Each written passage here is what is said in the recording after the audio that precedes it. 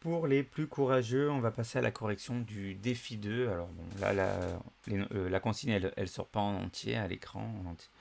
Bon, mais vous l'avez devant vous de toute façon. Donc Renault lance une balle rebondissante. Comme il donne une impulsion, la balle atteint 2 fois la hauteur initiale après le premier rebond. On considère qu'à chaque rebond supplémentaire, la balle se retrouve à 8 dixièmes de la hauteur. Alors, après le quatrième rebond, la balle se retrouve-t-elle à une hauteur inférieure à la hauteur initiale? Alors là, bon, vous pouvez prendre une mesure quelconque de départ si ça vous aide. Vous pouvez prendre, si vous voulez prendre un exemple de mesure quelconque, vous prenez 1 mètre, et après à la fin vous comparez, vous appliquez les différents calculs, ça peut être un bon exemple, d'accord? Ou vous pouvez utiliser X tout simplement. Bon, il n'y a aucune obligation. L'important c'est de se dire, bon, on a une valeur initiale, on va lui appliquer des multiplications. Et finalement, à la fin, ce par quoi on aura multiplié notre nombre de départ, est-ce que ça a fait grandir la hauteur initiale ou est-ce que ça l'a diminué? Ça doit vous rappeler un petit peu ce qu'on a vu avec les agrandissements-réductions. On a vu que si on avait une valeur initiale et qu'on voulait obtenir une valeur plus grande, il fallait qu'on multiplie par un nombre qui était plus grand que 1. D'accord? Si on multiplie par un nombre qui est plus petit que 1, ça veut dire qu'on va obtenir un résultat inférieur. Donc là, on peut voir. Donc, si on fait un petit schéma d'abord. Au début, on a notre balle. Premier rebond. D'accord? La hauteur, elle a doublé. Donc, H. Qu'est-ce qui se passe? Premier rebond. Tac, ça descend, ça remonte. Donc là, on est au premier rebond. Après le premier rebond. Ça, c'est le départ.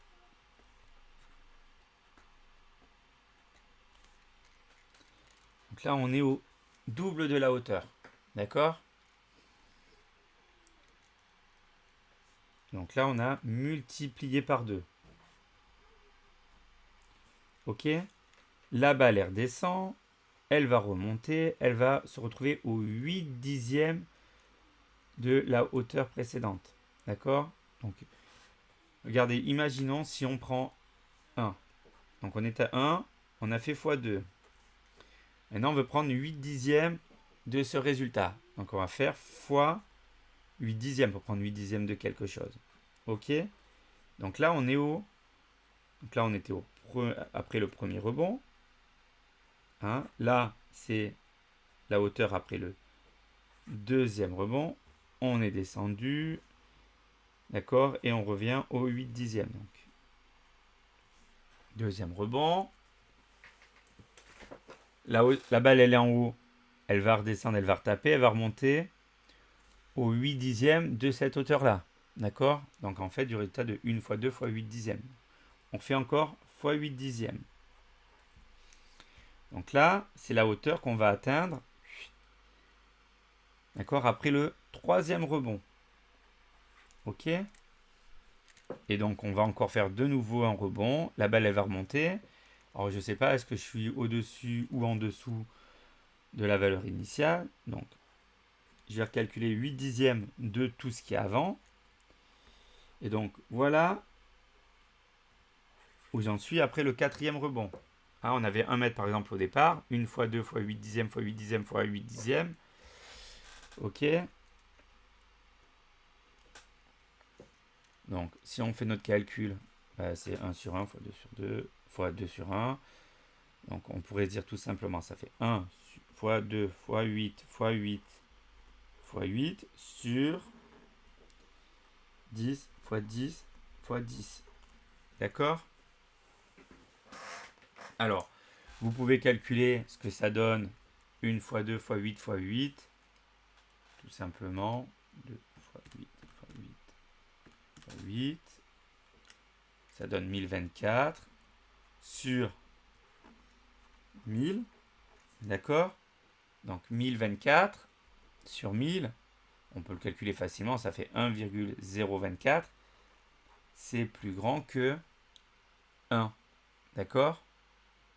Donc si on avait 1 mètre au départ, on se retrouverait à 1,1 mètre 24 mm. D'accord? Donc on est plus haut que la hauteur initiale après le quatrième rebond. D'accord? Donc, après le quatrième rebond,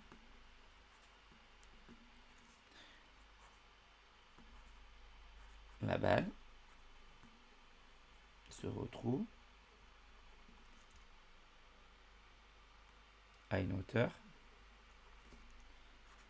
supérieure à la hauteur initiale.